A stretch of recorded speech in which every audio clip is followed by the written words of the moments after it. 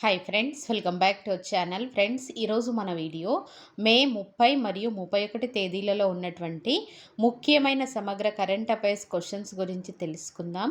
ఇది అన్ని రకాల ఎగ్జామ్స్ రాయబోయే అభ్యర్థులందరికీ యూజ్ అవ్వాలని కోరుతూ మన వీడియోలోకి వెళ్ళిపోదాం. ఫస్ట్ క్వశ్చన్: తాలిబన్లను ఇటీవల ఉగ్రవాద జాబితా నుండి తొలగించిన దేశం ఏది? Answer: Russia. నెక్స్ట్ వన్: భారత ప్రభుత్వం పదవీ విరమణ మరియు మరణ గ్రాట్యుటీలని పరిమితిని ఎంతవరకు పెంచింది? ఆన్సర్: 20 లక్షల నుంచి 25 లక్షల వరకు పెంచింది. ఇది జనవరి 1, 2024 నుండి అమలులోనికి వస్తుంది. నెక్స్ట్ క్వశ్చన్: క్రిసిల్ రేటింగ్ తన తాజా నివేదికలో 2025 ఆర్థిక సంవత్సరానికి బ్యాంక్ యొక్క రుణ వృద్ధి ఎంత తగ్గుతుందని అంచనా వేసింది? ఆన్సర్: 14%. ఇది 2024 ఆర్థిక సంవత్సరంలో అంచనా వేసిన 16% వృద్ధి నుండి 200 పాయింట్లు క్షీణించింది. నెక్స్ట్ క్వశ్చన్: భారతదేశపు 1వ క్వాంటమ్ డైమండ్ మైక్రోచిప్ ఇమేజర్ వృద్ధి చేయడానికి ఎవరి మధ్య భాగస్వామ్యం కుదిరింది? ఆన్సర్: టీసీఎస్ మరియు ఐఐటి బాంబే. ఈ అధునాతన సెన్సింగ్ సాధనం సెమీకండక్టర్ చిప్ల పరీక్షలో విప్లవాత్మక మార్పులు చేయడం మరియు వైఫల్యాలను తగ్గించడం, ఎలక్ట్రానిక్ పరికరాల శక్తి సామర్థ్యాన్ని పెంచడం లక్ష్యంగా పెట్టుకుంది. నెక్స్ట్ వన్: ఎంపీజీ అనగా ముత్తూట్ పచ్చన్ గ్రూప్ కొత్త బ్రాండ్ అంబాసిడర్గా ఎవరు నియమితులయ్యారు? ఆన్సర్: షారుఖ్ ఖాన్. ఫ్రెండ్స్, ఇక్కడ ఎంపీజీ అనగా Muthoot Pachan group. Next question: ICICI Prudential board చైర్మన్గా ఐఆర్డిఏఐ ఎవరిని ఆమోదించింది?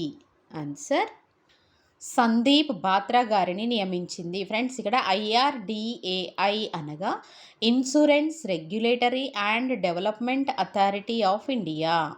Next one: staff selection commission SSC చైర్మన్గా ఎవరు నియమితులయ్యారు? ఆన్సర్: రాకేష్ రంజన్ గారు. ఈయన మణిపూర్ క్యాడర్కి చెందినటువంటి 1992 బ్యాచ్ ఐఏఎస్ అధికారి. వీడియోలో నెక్స్ట్ క్వశ్చన్: ప్రపంచ పొగాకు రహిత దినోత్సవాన్ని ఎప్పుడు జరుపుకుంటారు? ఆన్సర్: మే 31వ తేదీన జరుపుకుంటారు. 2024 థీమ్ ఏమనగా protecting children from tobacco industry interference. Next one: Sony India సీఈఓగా ఎవరు నియమితులయ్యారు? ఆన్సర్: గౌరవ్ బెనర్జీ గారు. నెక్స్ట్ క్వశ్చన్: అంతర్జాతీయ బంగాళాదుంప దినోత్సవాన్ని ఎప్పుడు జరుపుకుంటారు? ఆన్సర్: మే 30వ తేదీన జరుపుకుంటారు. 2023 డిసెంబర్లో ఐక్యరాజ్యసమితి జనరల్ అసెంబ్లీ ప్రతి ఏటా మే 30ని అంతర్జాతీయ బంగాళాదుంప దినోత్సవంగా ప్రకటించింది. 2024 థీమ్ ఏమనగా హార్వెస్టింగ్ డైవర్సిటీ, ఫీడింగ్ హోప్.